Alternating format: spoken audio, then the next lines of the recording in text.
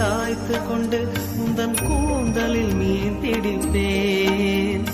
வெண்ணிலவே உன்னை தூங்க வைக்க உந்தன் மேலுக்கு சொடுக்கெடுப்பேன். வருட வரும் பூங்காற்றையெல்லாம் கொஞ்சம் வடிகட்டி அனுப்பி வைப்பேன். என்